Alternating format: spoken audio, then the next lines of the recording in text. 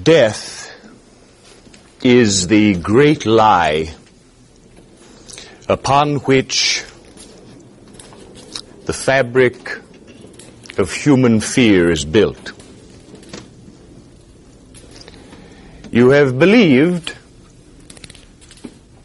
that you would die, that there would be a period to the end of the life, an ending. The beliefs in beginnings and endings is deeply embedded in the duality that you have been living in the course of human history, the separation of love and of fear, the belief in an illusion called fear, the belief that your life was temporary.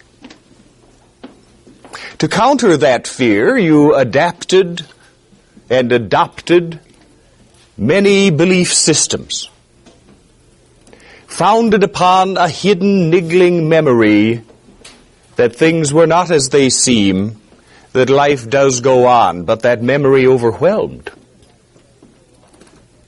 by the ego self's fear that there was no continuity.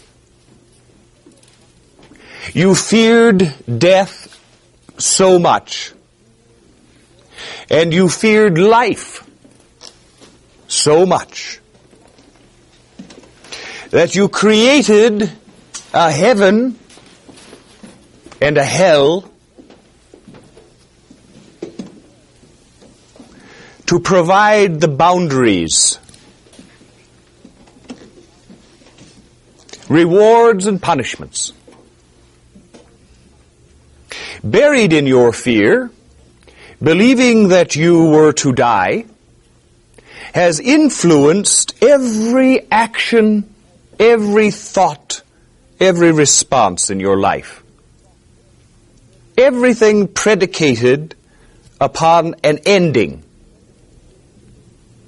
a negation of the eternal self. Why?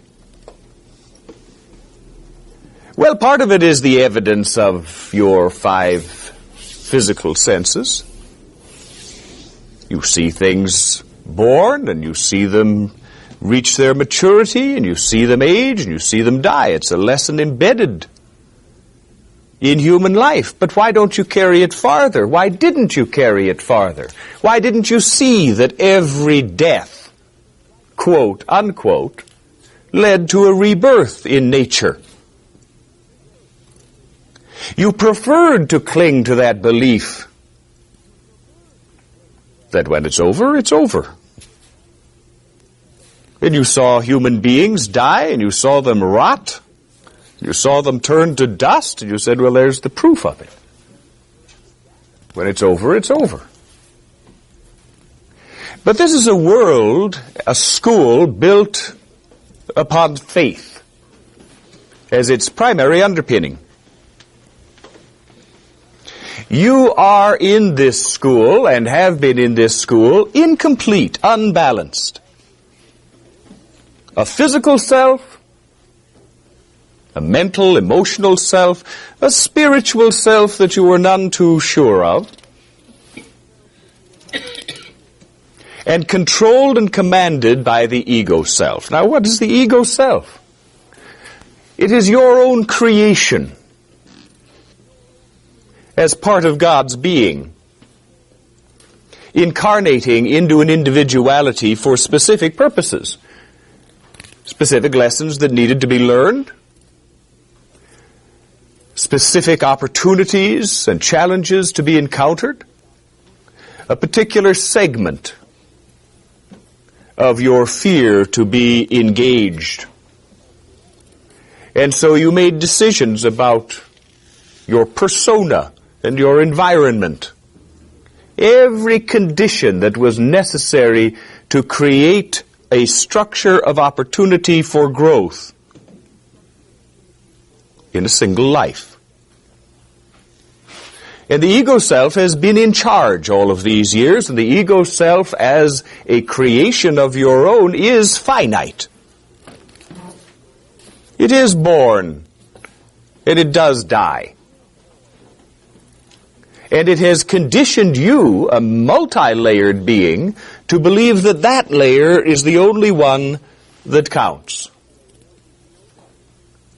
But that eternal aspect of yourself, the spirit that stands behind every incarnation,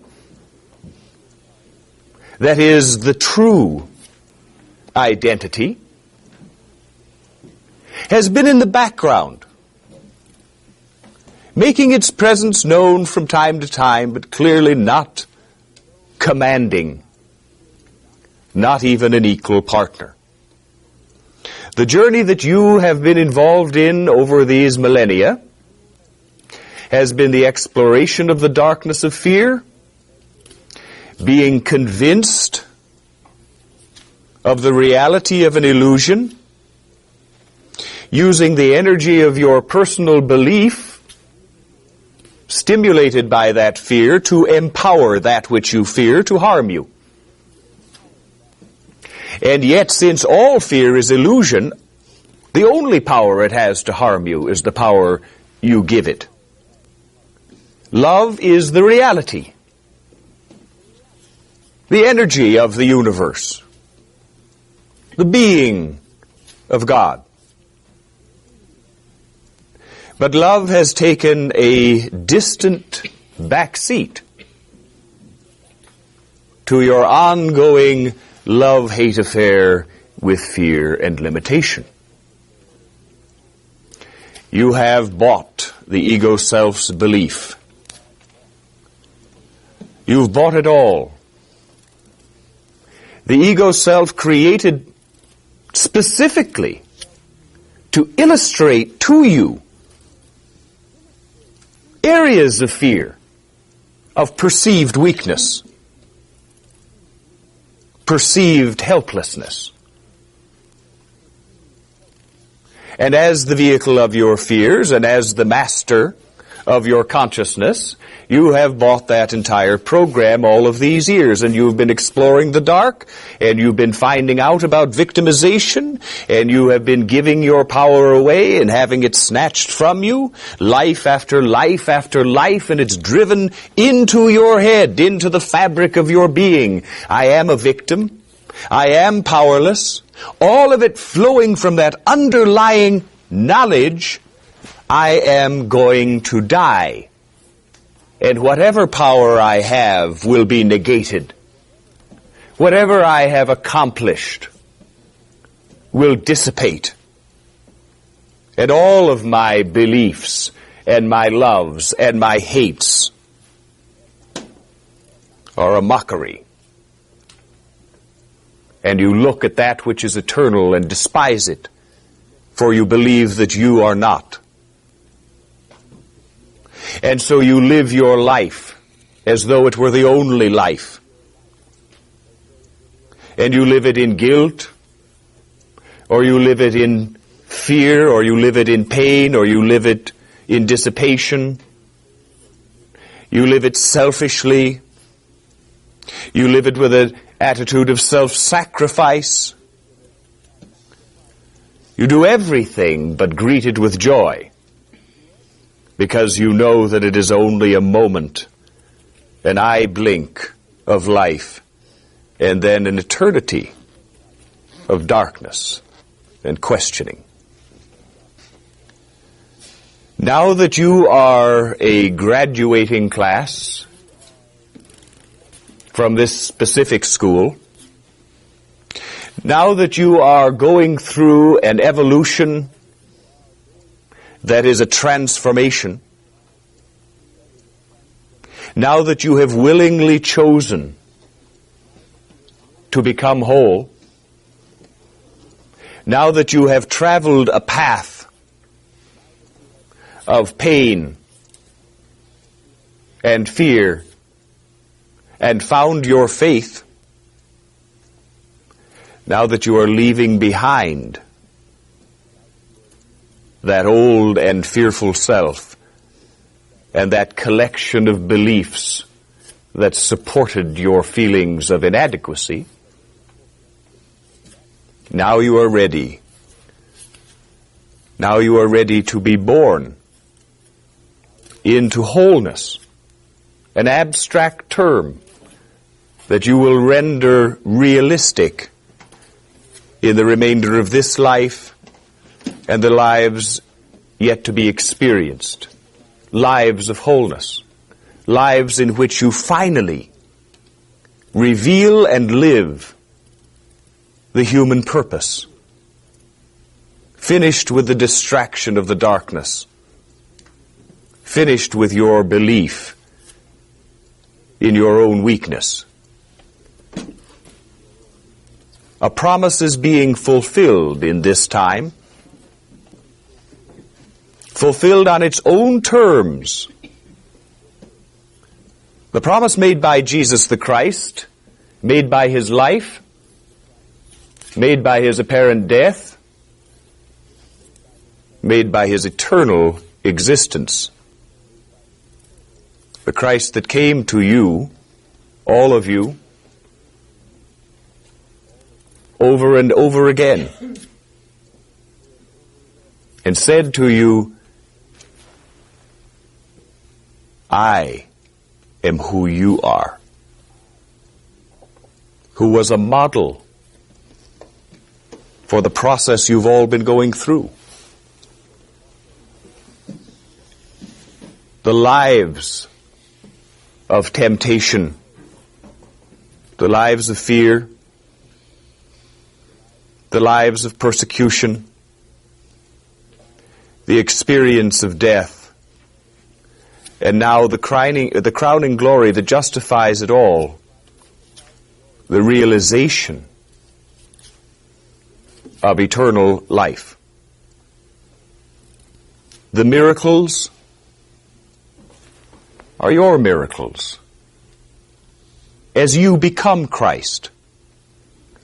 As in your lives you live the life and fulfill the promise and accept the forgiveness and share that forgiveness and accept the grace and step through the curtain.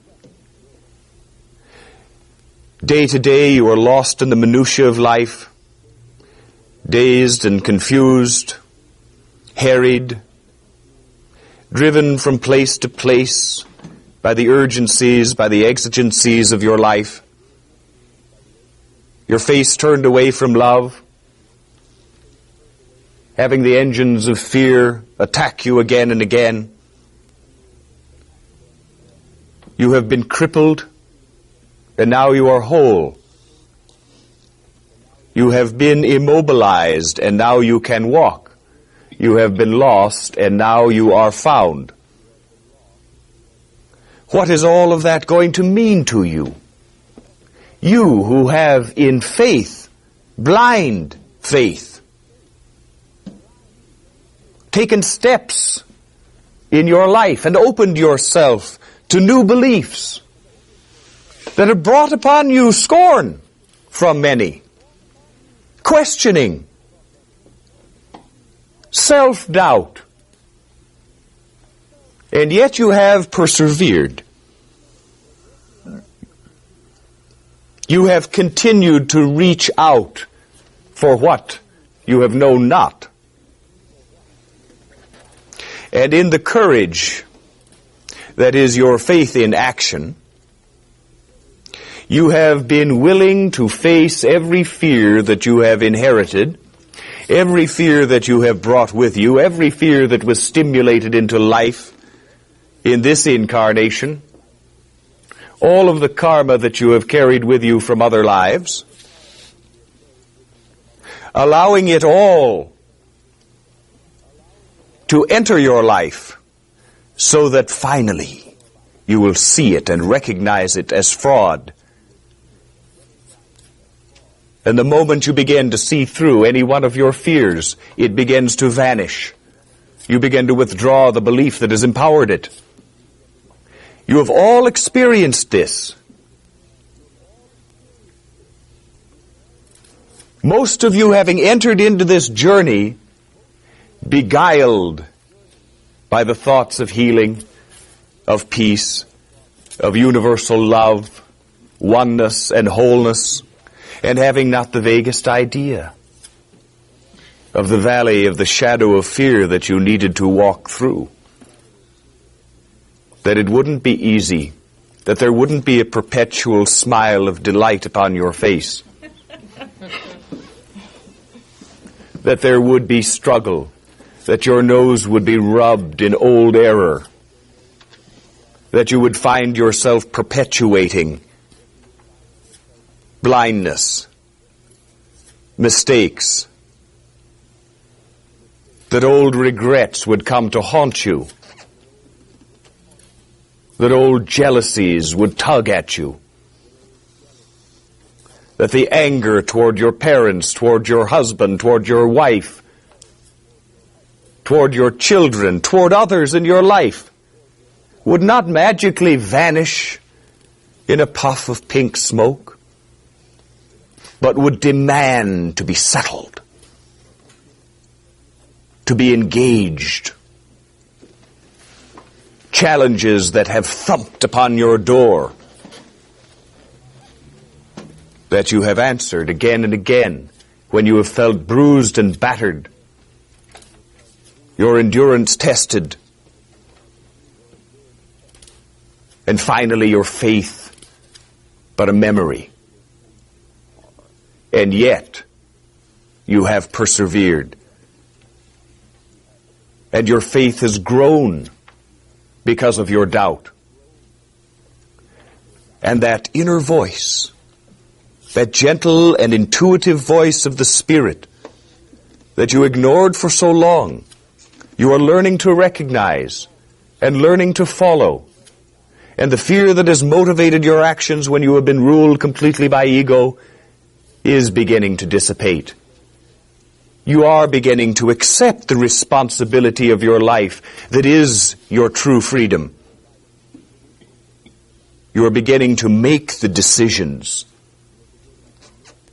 that you are here to make. You are created in the image of God, not as a lower being. And those who think of God and fling themselves to the ground in abject terror called worship mistake the nature of God.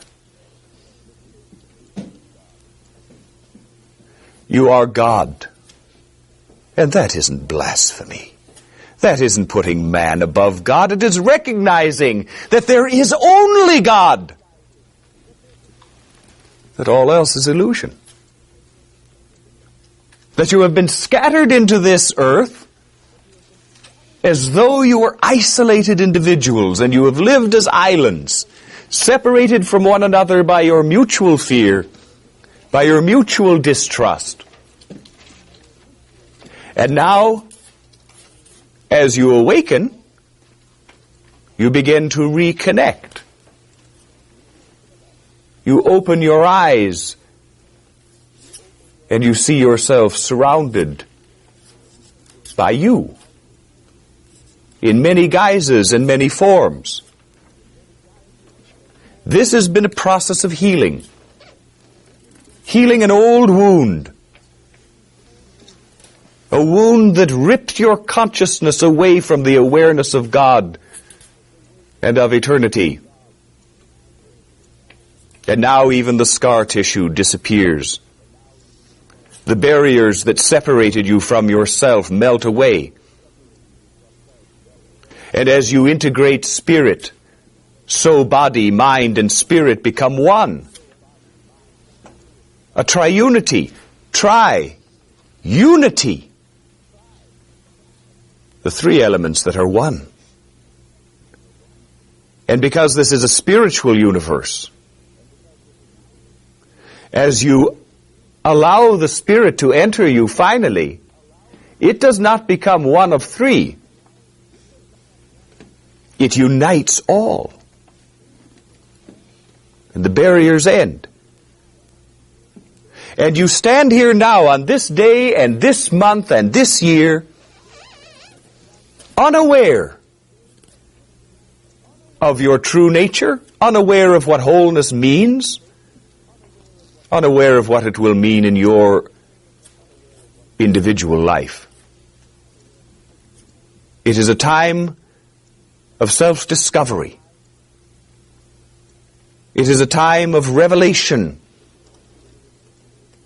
as you witness your own awakening, blinking, stretching, peering through sleep-fogged eyes at a brand new world. And you are like the baby bird perched at the edge of the nest, looking down a long, long distance and saying to itself, theoretically, I can fly.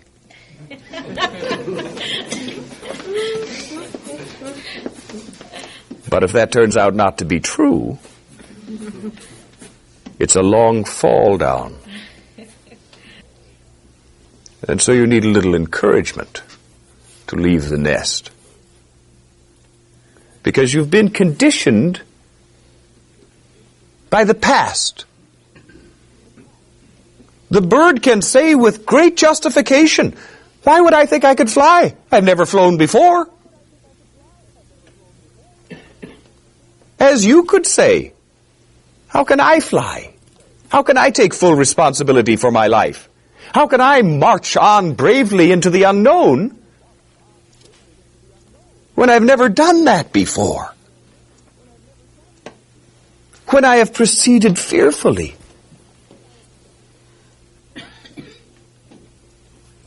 When everything has intimidated me? When I see everyone else as stronger, brighter, better looking, luckier? How come they're doing so well and I'm such a mess? And you repeat that 1, 2, 3, 4, 5, hundreds, thousands, millions of you repeating the same message to yourselves and believing it. But there has to come a time, finally, when you've gone through this process and you've learned to act as though you love yourself. You've learned to make some choices that will improve the quality of your life. You are recognizing that only equal relationships will do for you. You've followed this path, incremental, step by step, always complaining about how slow everything went, but unable to go any faster. Until finally it went on so long that you thought, well, this is it. This is what life is going to be. Life in the new age. Whoopee. It's going to be just slogging on and always looking for that carrot that's up there somewhere and feeling the stick that's right behind you. And you say, well, it isn't what I expected, but I've learned enough to know that it's the truth, and so, well, that's, with as good grace as I can muster, I'll soldier on. Well, that part of the process does come to an end. Not a clean, swift end as you would desire, because you don't change that way. There is not a blinding light and a sudden change in every detail of your life and a whole new, fresh beginning. Not this side of madness.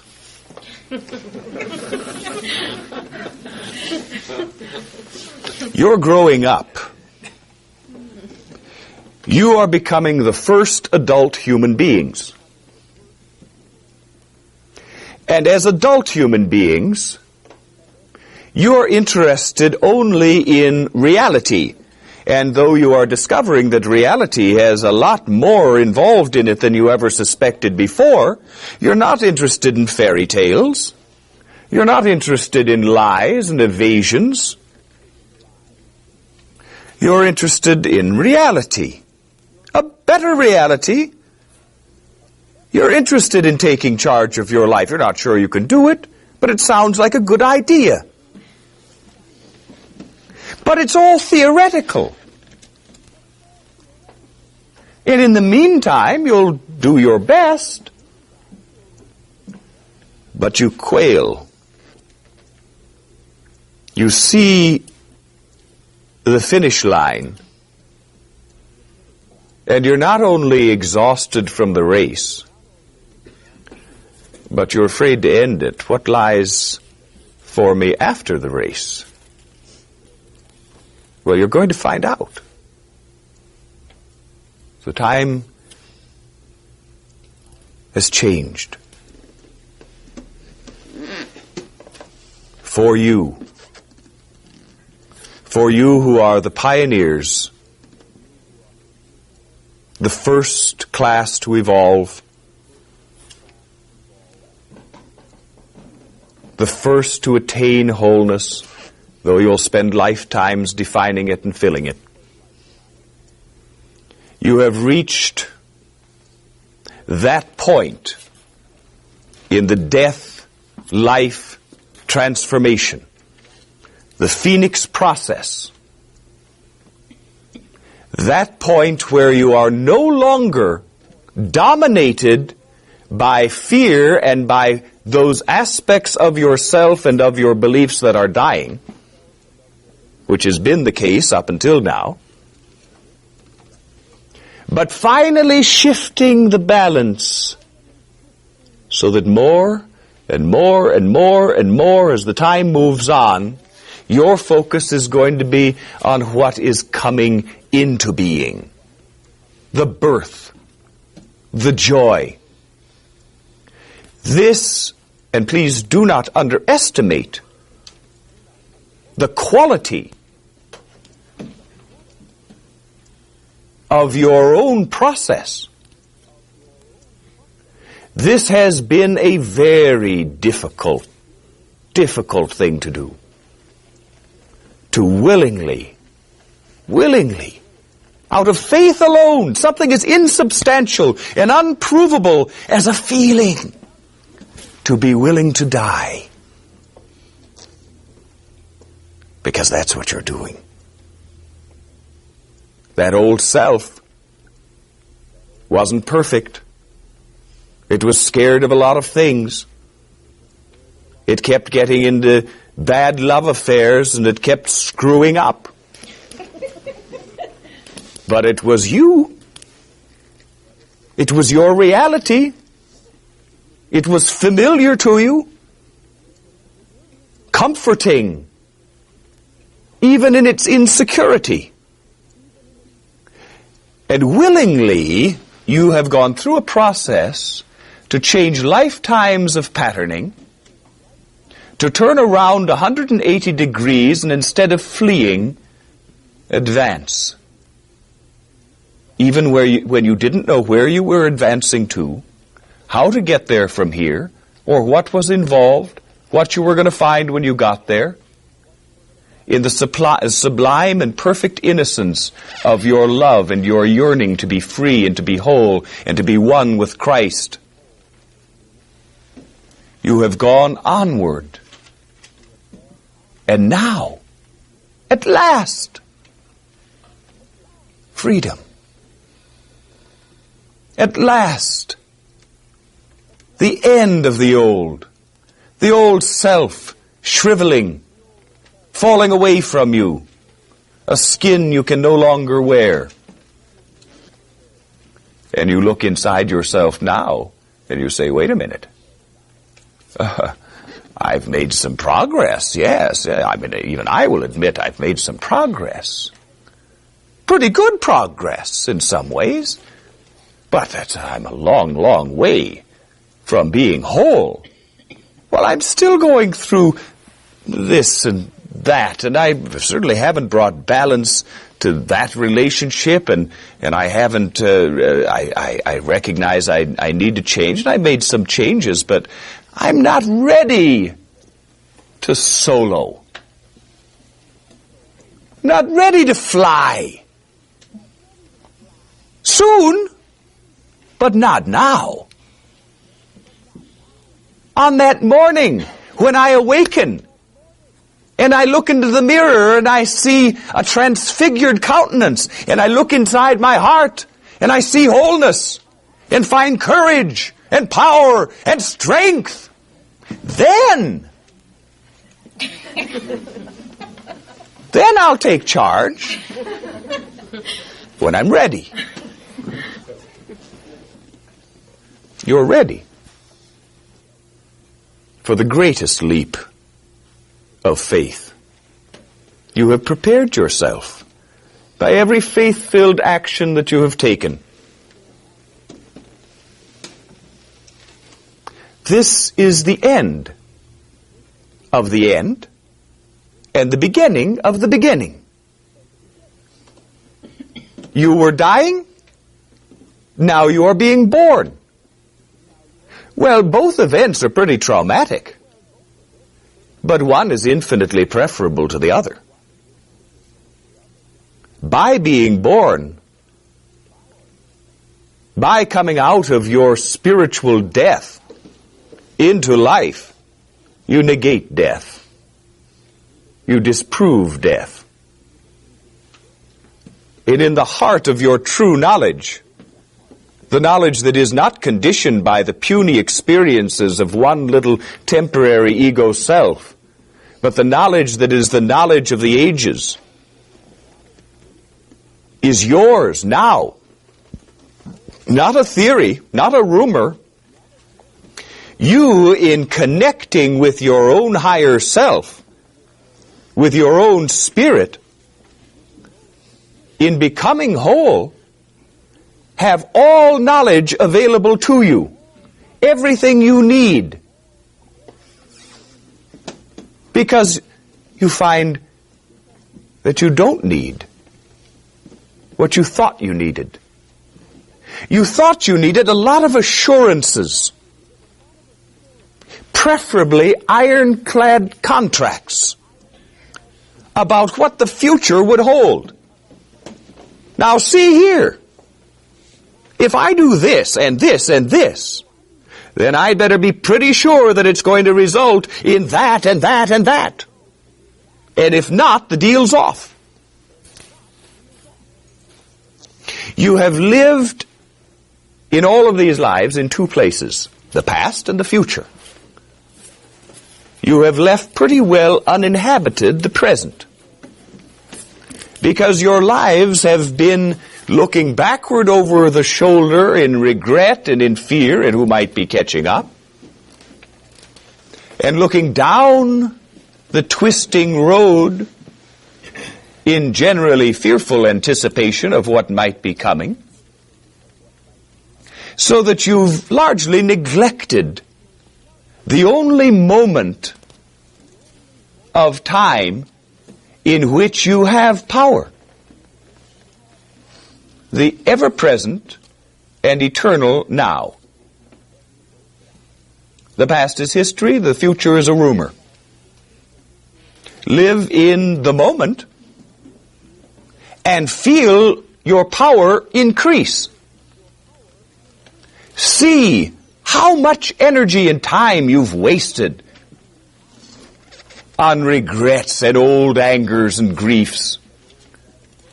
How much time and energy you've wasted planning in detail so that there won't be any nasty surprises.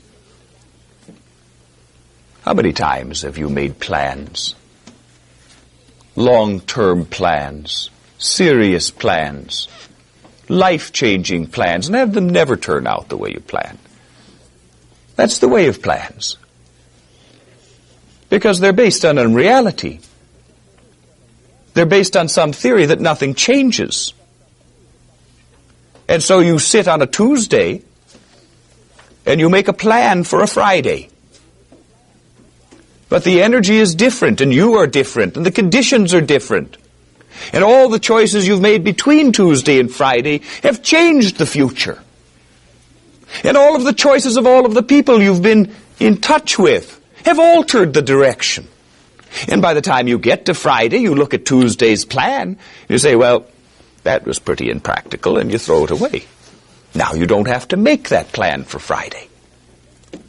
And you don't have to make that plan for Tuesday. And you say, now wait a minute, we can't live in anarchy, utterly chaotic. No, no, no. Certainly not. You're taking responsibility for your life, not giving it away again. And so take responsibility for that single moment in which you have control now.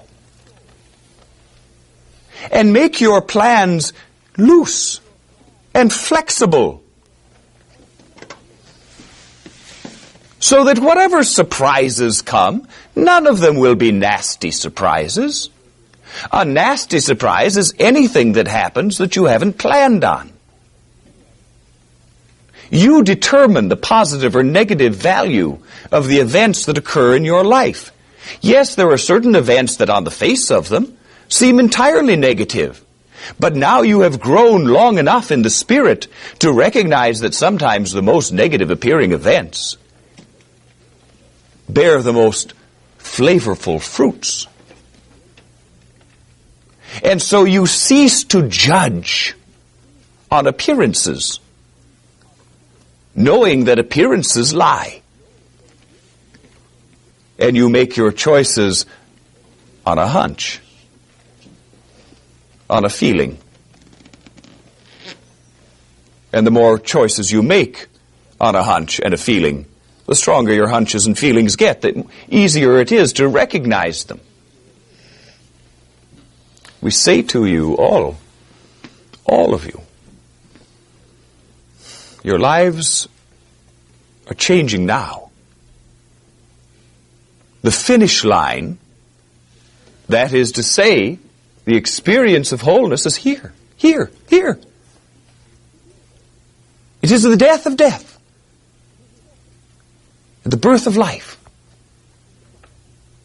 The end of the preoccupation with illusion. The beginnings of learning your God-given powers to create. God can only create life. Life is the only reality. You can only create life. You will not create engines of fear. You will not use your mind and your talent to engender fear in yourself and in others. You cannot, when you see that it is a lie.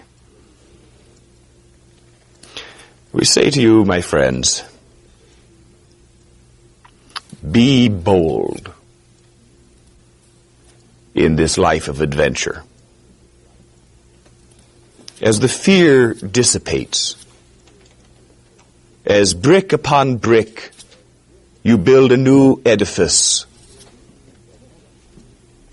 a new life of chronic courage, of constant faith. You will learn more and more about yourself.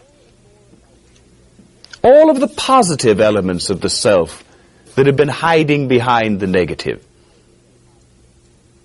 You are filling your hearts, each of you, with love by recognizing finally that this is a loving universe, that you can fill your own life with love and not feel guilty about it, that you have now all of that love to share. Finally, the purpose at the center of your life will be realized. And the purpose is to become human.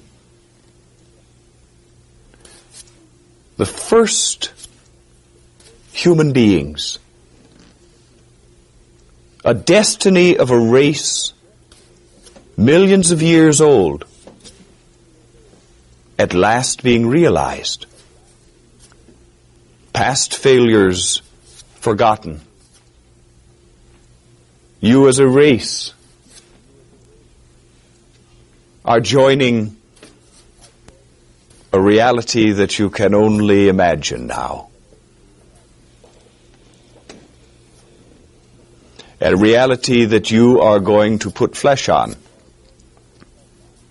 that you're going to see clearly, that you're going to live. Why now? Why this moment? Well, the simple answer is why not? But the true answer is that every process reaches that point of completion.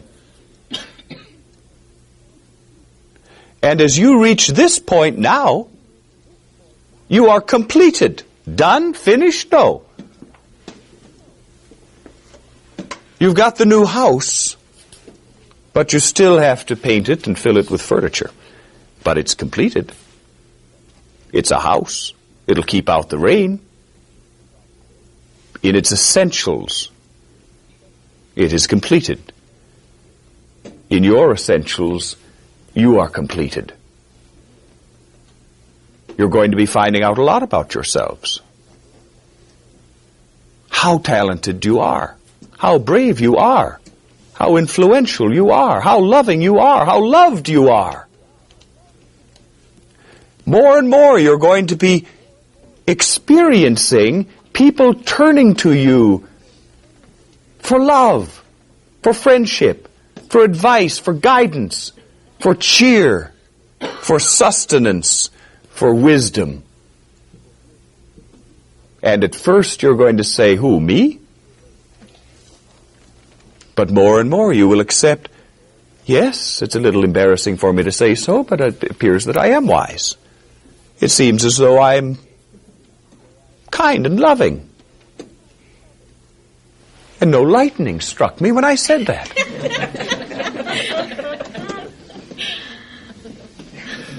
No more knocking wood anytime you say something positive.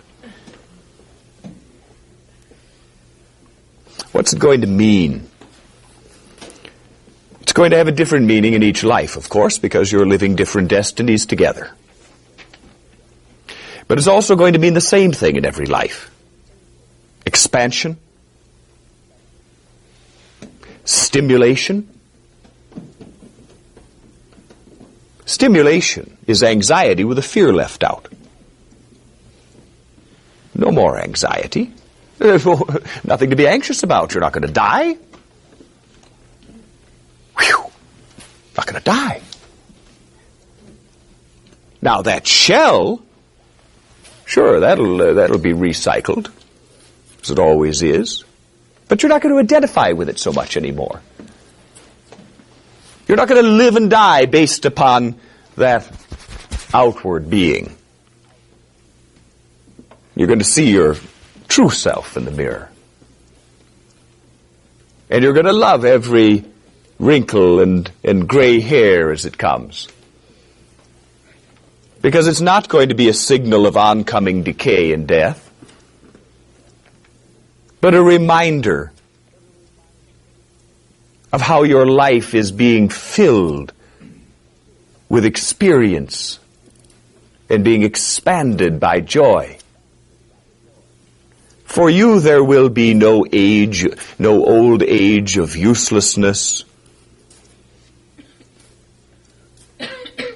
no old age of fear, decrepitude, sickness, long and lingering death.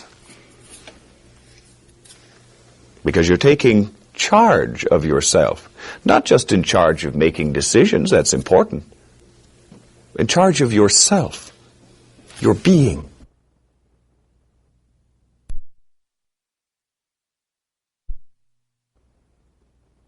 Of age, or of illness, or of death, not a victim of anyone else, nobody's victim. You have the powers you have inherited, that you have grown into, the powers of Christ. The Spirit is far more powerful than the limited, temporary, physical reality.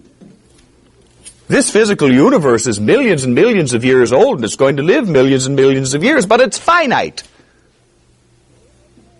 One day it'll be over, but you won't be. Because the Spirit is eternal. And the Spirit holds dominion over the flesh, over the material. Now, you're not going to be turning water into wine any day soon, but you are going to be transmuting and transforming your life, your health, the quality of your living. That which you give to your work will be the best you can give. That which you give to your love will be the best you can give. Because you won't be sidetracked by the illusions of fear and death. You are moving on into a wholeness that you are exploring now. The life that is beginning is so much greater than the life that has ended. That positive energy that you have courted, that you have received, that you haven't known what to do with, that confused your life and discombobulated your plans, all of that positive energy now is yours to use. Are you ill? Be well. You can do that. You can end headaches and stomach aches. You can end tooth decay. You can end hangnails. You can end overweight. You can end underweight. You can end skin disease. You can end cancer. You have dominion over the material world, including yourself. It was only fear, only the shadow cast upon you by yourself that caused dis-ease. The shadow passes. So we say to you, use this time to learn about yourself, to learn techniques that will enable you to use your new found abilities to their maximum. Be forever expanding and yet forever at peace and at one in the moment that moves. Nothing will ever be too much for you. Because nothing could be too much for you? No. You're not becoming superhuman, you're becoming human. No, because in your wisdom, you will choose for yourself what is appropriate to you, to your specific journey and purpose, to your talents, to your needs. The foolishness that has long been the central element of the human character will no longer be. You're going to be wise, but you're going to have fun. So much, quote, fun has been predicated on guilt that sometimes the idea of fun without guilt seems curiously hollow. Fun, after all, is another word for escape. And to redefine fun is going to be fun. Because fun isn't escape. Fun is oneness with your life, being in accordance with your life, using it as a vehicle for expansion. And so you find your way, as you are now, gradually, into relationships that are equal in their nature, into work that is stimulating and appropriate to you, into an environment that nurtures you. And finally, you will be the tool that has found its task, a perfect marriage of self with self. And your life will be transformed by joy, not a theory, not an abstract. But how can your life be so full of joy when we've also said, and you see for yourself, that your culture, your world, is in crisis and tumult, is tearing itself apart with fear and rage? How can you be a happy little island? Well, you're not going to be a happy little island, but you are no longer Homo sapien. but a triune being. And what that means is a greater perspective, a greater understanding, a greater wisdom, a greater knowledge of the purpose of human life, the reasons for being. When you get that perspective, you cannot be dismayed. You cannot be torn up with fear and with grief when you see the world going through the same process that you have gone through of cleansing and of healing. And a necessary step in cleansing and healing is cutting out the diseased portions. And while the world may be going mad around you, you and all of the other yous that are joining hands are founding a new world and a new reality.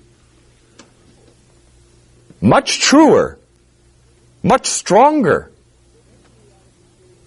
than any reality created in the past. And of course, you all create your subjective realities. And then large groups of you agree upon certain things that separate you from others. But now, the reality that you're creating is neither a reaction to fear or a response. And so you're going to have, in a sense, parallel universes. One in the agony of fear and of death. One being born into light and love and joy. You've already made your choice. Hundreds and thousands and millions will follow you in the years to come.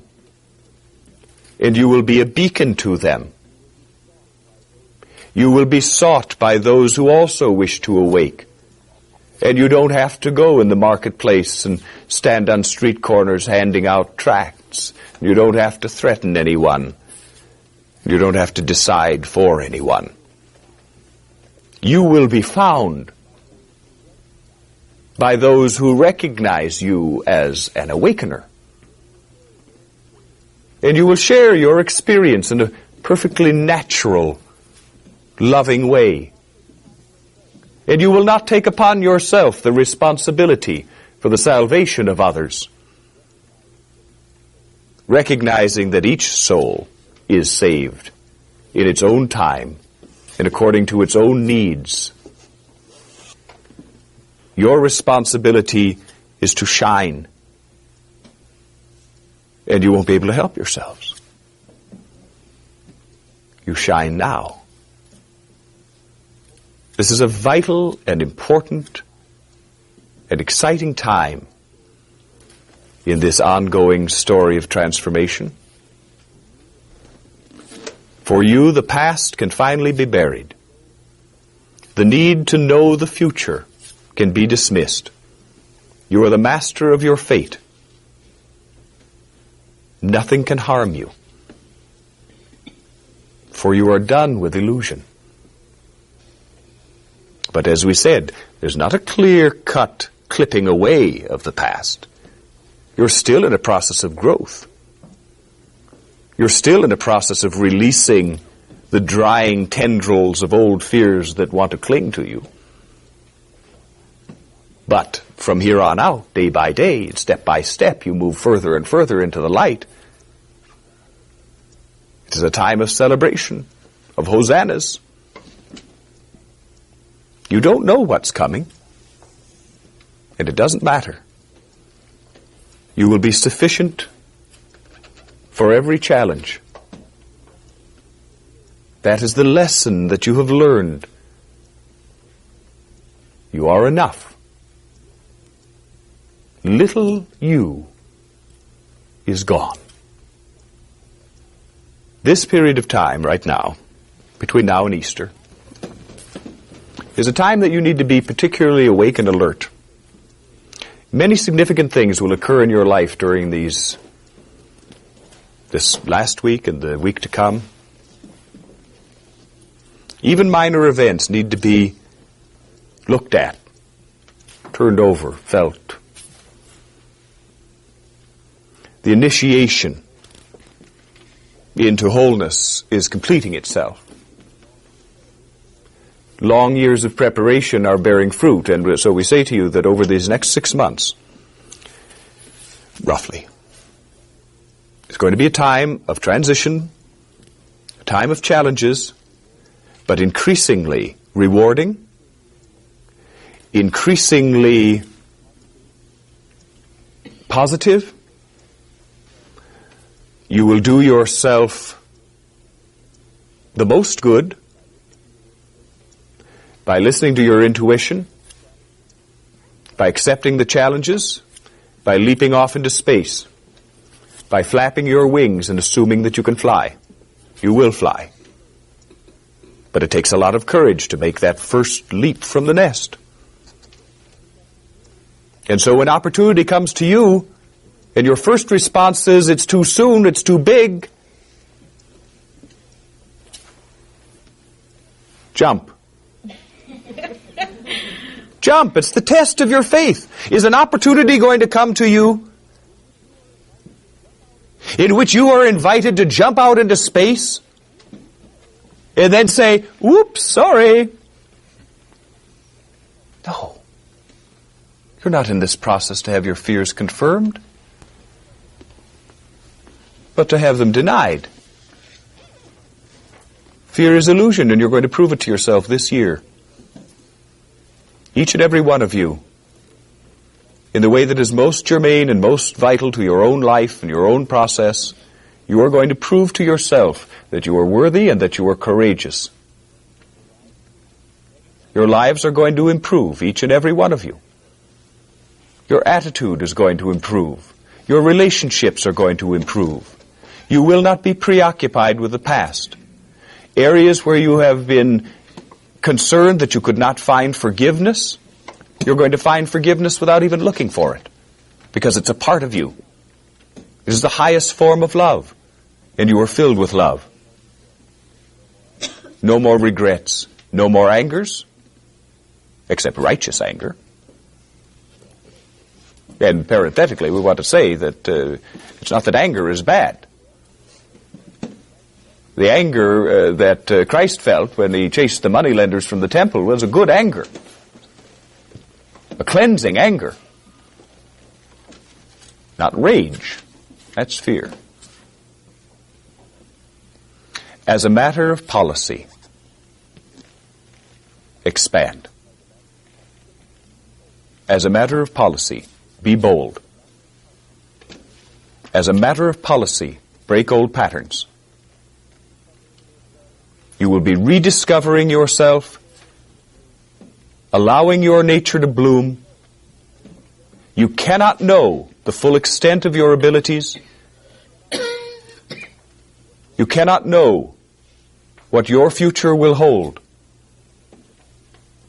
The bolder you are, the more confident, the more courageous, the more faith-filled, the more rapidly you will expand, the more frequently you will need to redefine yourself. You've gone so long saying, well, I'm this good and I can do this much. Now you're going to say, well, I'm this good and I can do this much.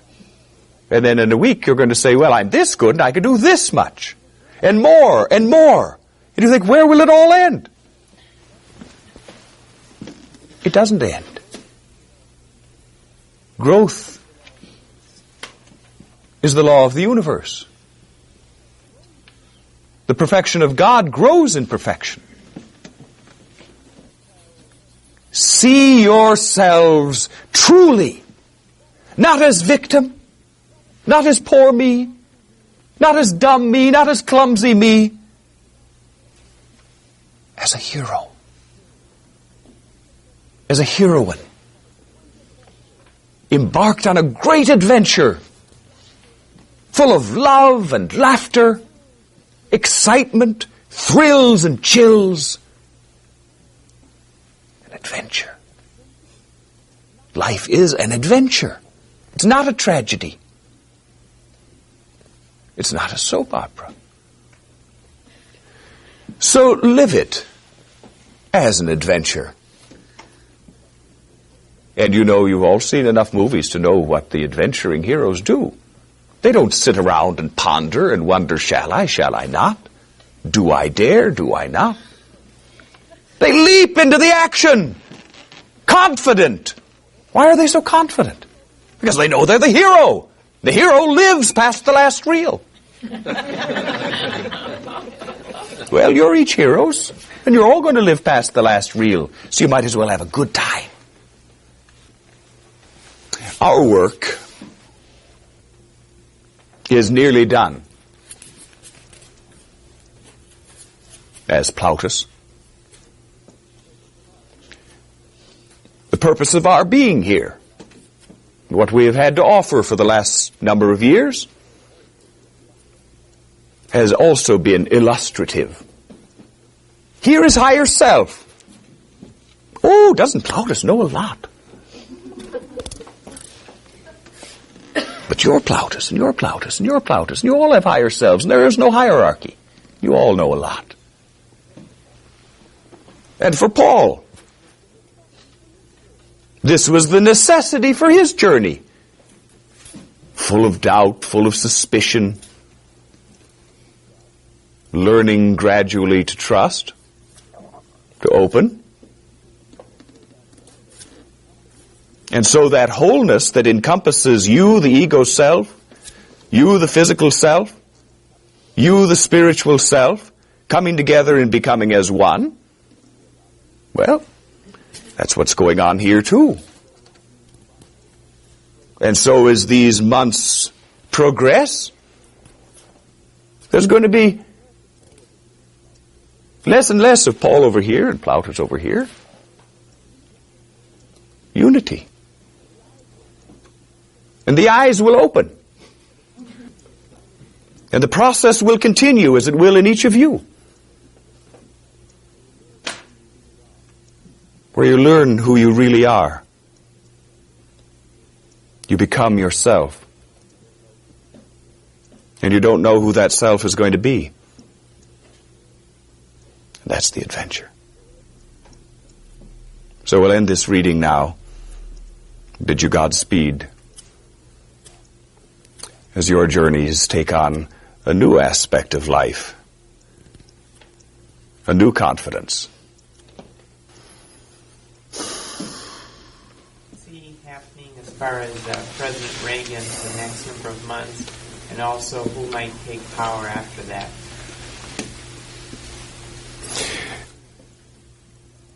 What we're seeing is an unraveling of an old fabric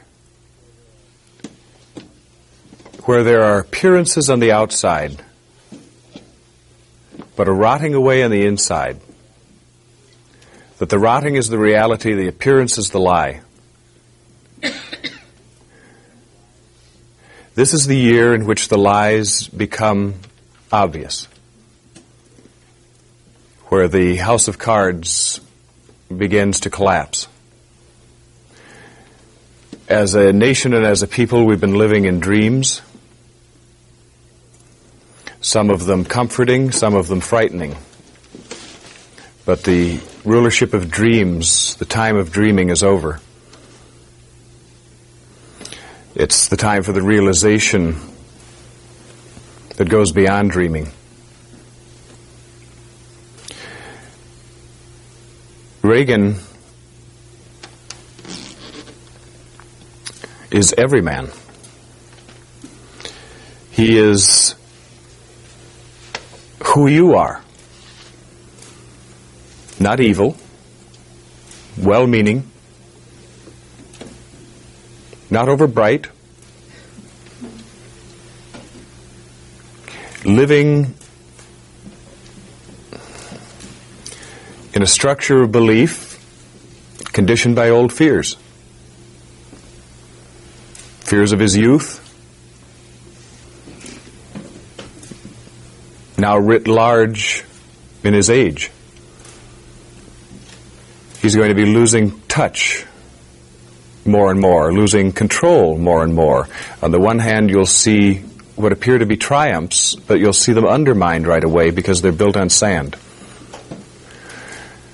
By the time of the presidential election, it's going to be pretty clear that the old reality wasn't real. The likelihood is that there's going to be a new president who is a Democrat, that he will be chosen not out of any particular virtue of his own, but as reaction. That those who have been hollow, who have been showing you only a mask, come out from behind the mask.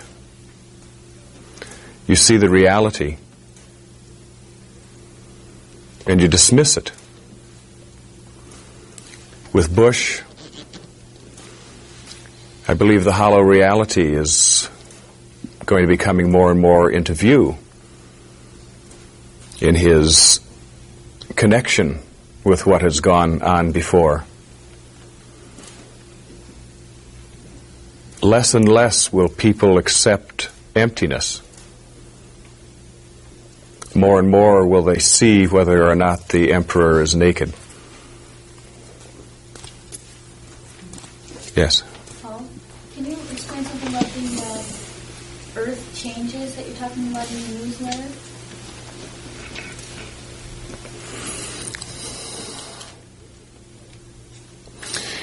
Earth is as much a part of you as you are of each other. Earth is your parent. The changes that are going on in Earth are reflective of and simultaneous with the changes that are going on in each of you. And so the revolution and the tumult that you felt is being felt also by the Earth and is being expressed by the Earth. The significance of this year and this time for you is as significant for your parent. You are of one flesh. On the physical level, you are one. And as time goes on in this year, the Earth's process of change is also going to be going on apace. We're expecting, beginning in this month, in April, and accelerating in May, a series of earth change activities of a certain degree of violence that will be a pattern of shifts that go around the world. Earthquake, volcano. Don't expect a disaster movie. Too often, we who are creating the future see it as though it were a movie, compressed, exaggerated, but it's going to be real life, just as real life has always been, only changed and growing. And so you're going to see an acceleration of change-oriented events in the Earth and your life and human affairs. It's not going to be sitting down and watching a movie. You're going to see it day by day in the news and the newspaper and with your friends, and the events of the earth change activity are, some of them are going to be quite dramatic, but they're going to be explicable on purely human material terms, because there are so many who are not a part of the graduating class and who can't have that comfort of understanding, and who need to see events as consistent with their own worldview and not as signs of the end of the world. Or else you'd have all sorts of fear-stricken people pretending to themselves that they believe what you believe, looking to save themselves. And so the events that take place are ambiguous. You who have knowledge of the pattern that's unfolding will see them in one way. Others will see them in another way. Those who believe that the world is ending will see them in yet another way, as signs and portents of collapse, and not see the rebirth that lies within it. So don't be afraid of the changes that are coming. If you want to make a trip to California, trust your process.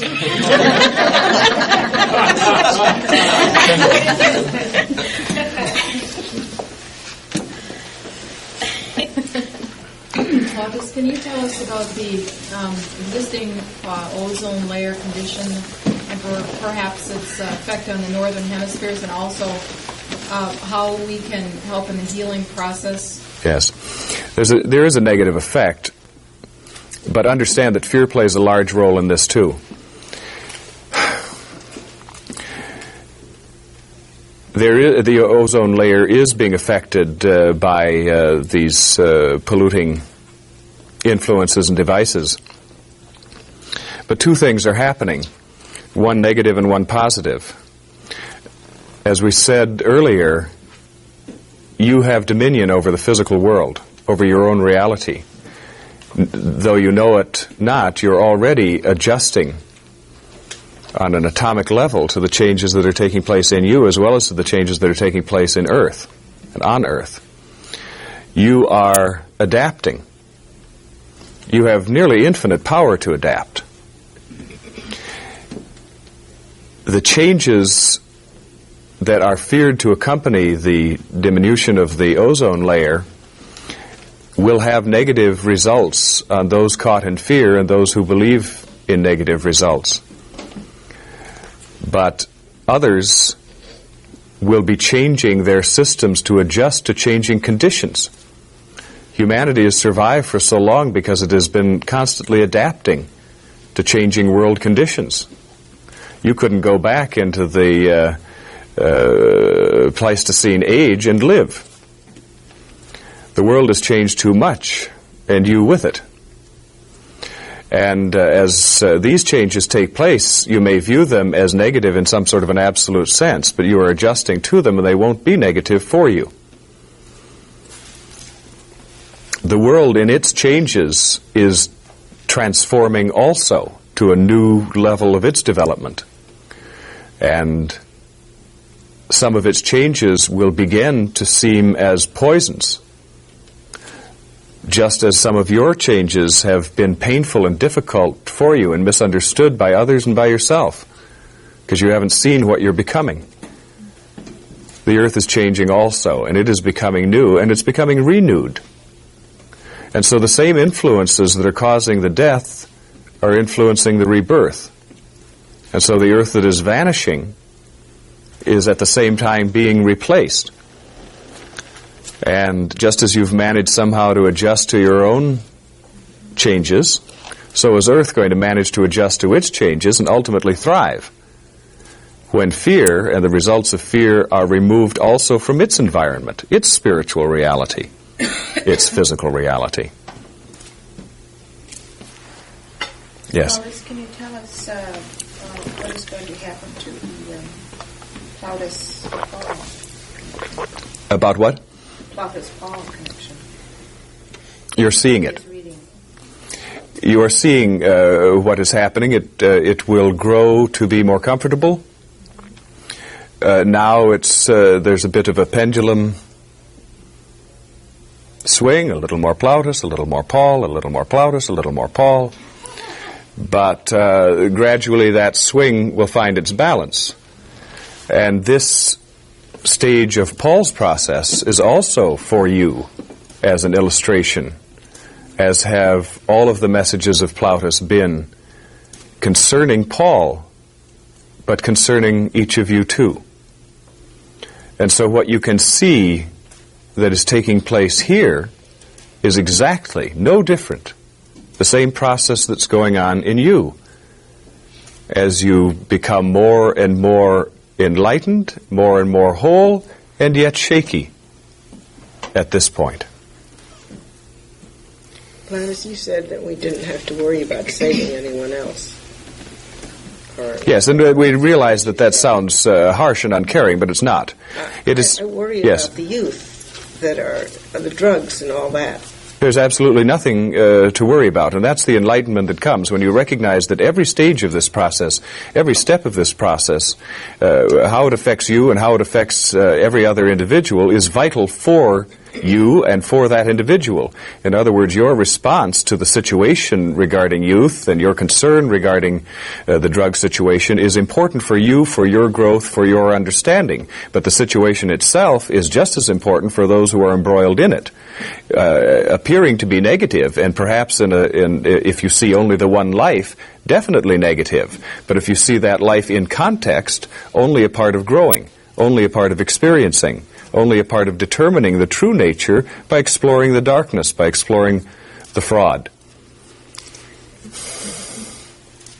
I'd like to express some discomfort that I have, which you already spoke to, but it seems like I've spent years just trying to patch together this ego and get sort of reasonably happy, and I'm a lot better off than I used to be, and I have no recollection of past or simultaneous lives.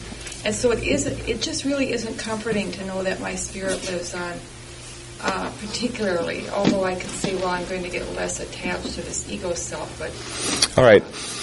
Even though the ego self is a one-time only phenomenon in its particularities, even though this identity, this specific identity is only for this life, your spiritual life lives on. It doesn't mean that your spiritual nature is so terribly different in terms of how you recognize it than your own temporary ego self nature. It's not apples and oranges. It is simply that the ego self is just a portion, but that quality of you-ness that you recognize and respond to in yourself is eternal. How it has been deformed, how it has been limited, how it has turned upon itself, that is temporary. But that essence goes on from life to life to life. It is not as though the higher self were a puppet master behind the stage, moving the strings on the marionette. But the higher self is intimately a part of each life. Your true nature is the nature of your higher self. Your, quote, sin nature, your areas of darkness, are seen as being a part of the temporary ego self. The ego self is not being dismissed in this process. It is coming into balance. Where before it's been king of the hill, now it's part of a team. You're not losing anything. You're gaining everything. But I mean, in death, I still want to be me. You will be. You will be. Will you look in a mirror and see you? If you want to, you will, until you don't need that. When you pass from life to life, you get what you expect at first. If you expect nothing, you get limbo, and you wander for a time. You see it as time. It's a period, but not a period of time. But there is a reorientation that takes place. If you're an Orthodox Christian, and you believe literally in heaven as it's been taught to you in your Sunday school, and you're going to expect to see streets of gold, and angels playing harps, and St. Peter at the gate, you're going to get all of that. And you're going to be you as you see yourself now, walking up to that gate, and going through every bit of the process that you believe in, that you expect. Gradually, I don't want to call it a re-education, but gradually there's a continuance of awakening until you no longer need that halfway house that gets you from here to there without trauma. So don't worry about losing anything essential to you. You won't. Plautus, for those of us opening to channeling, what will the role of channeling be in the next 6 months through this final release of fear? Remember that we've spoken of you as pioneers, as the first graduating class, not the last. This process of change, another 20, 25 years, there's going to be many more following you. There will be many more channels to illustrate for those who follow the process of change. There will be many more channels who will also raise illusion and fraud for those who are yet to come. Speaking of you specifically, the ability to channel will continue. You will pass through it. For how long? I don't know. For as long as you need it. For as long as it serves you and serves those who you give that gift to. Plautus, Yes. In Plautus' book, they talk about the amethyst stone as being an important stone for the future, and he doesn't go on to talk about that. Do you have any further information as a healing stone? The amethyst, well, it's because it has to do with crown chakra healing. That it is the energy of it, the vibrations of it are very high and very spiritual, and very much involved with the transformation process. It's the stone of Christ. It is the equivalent as a crystal, as a gem. It is the equivalent of the Christ. Plautus, I'm interested in, I don't believe in humans reincarnating into animals for the most part, but the theory about humans being able to actually communicate with dolphins and occasionally reincarnating into dolphins. Could you comment on that? There is a difference between the human and the animal. Not a difference at the very base of spirit, of soul. Anyone who's had and loved a cat or a dog or a horse or any other animal has recognized the uniqueness of that animal and the fact that if anyone has a spirit, that animal has a spirit. And so it is. The animal does have a spirit. The difference is the nature, the purpose of the mission on Earth is one difference. The other difference is relative intelligence. Intelligence as measured, incidentally, by human beings, who measure it with human beings as the criterion. And so the dolphin, by human standards, is the most intelligent of the, quote, lower life forms. The dolphin probably is the most intelligent by human standards. But let's take intelligence as a term and throw it out the window, because it applies only in a very limited way. The dog, the cat, you may not, if you measure their intelligence against human beings using those standards, you're going to think, well, they're dummies. But the quality of life, the quality of spirit, the quality of love is independent of that quality of intelligence. The animals, particularly all animals, have their purposes as guides, as illustrators, as objects for humans to interact with, to abuse, and to learn from that abuse. They are companions in a very important sense. And some of them, very high spirits. So don't look down on the lower life forms. The chimpanzee may be descended from you.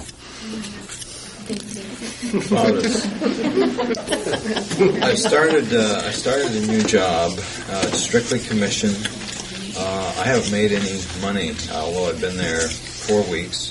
A lot of the people who first started have dropped out. There's a second small group that has started. And I'm wondering, am I well served by sticking it out longer?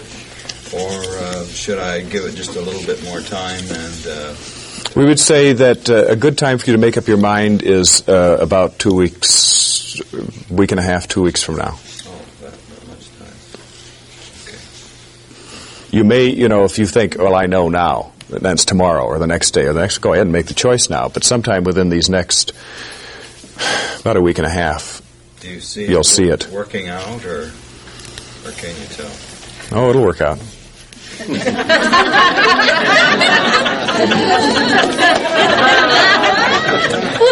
Plautus, I still need to get something straight. We are not responsible for other people, but we are responsible to show them God's love, aren't we? Certainly. So that's the reason for helping. You see, too often in our fear, we have hidden from ourselves and our own issues by living lives of self-sacrifice, where our concern becomes the work and the lives of other people, and how can I help him? It's always easier to see somebody else's flaws and somebody else's issues and problems than it is to see your own. But the fact is, if you are, quote, spending all of your time loving and taking responsibility for this person and that person and that person, and not understanding that you are here as an individual because your love must first be given and accepted by yourself to be shared. If you're trying to share love without giving it to yourself, what are you sharing? You're sharing guilt, and you're sharing duty, and you're sharing everything but pure love. If you attempt to create a life for yourself that gives you benefit, and we're not talking about greedy, selfish benefits, we're talking about opportunities for you to become fully yourself, to realize your purpose, to care and love yourself, then you're going to be sharing all of that with everyone else. But the point is that what they do with that love, and what they do with that caring, and what they do with your advice is their responsibility, because it's their life. Your responsibility is your life, and to share the love, the understanding, the wisdom, the caring that has come to you as a result of living your life. I have two questions. One is, I don't know what to call you anymore. When you're channeling, are you still Plautus? It's a good question. Okay. Hey, you will do. Okay. PP / second question is, this might seem kind of perverse in a way, I guess, but you drew a distinction between Jesus the Christ and Jesus the man in an answer recently. And I'm wondering what the most appropriate relationship to have with this classic guide is at this point.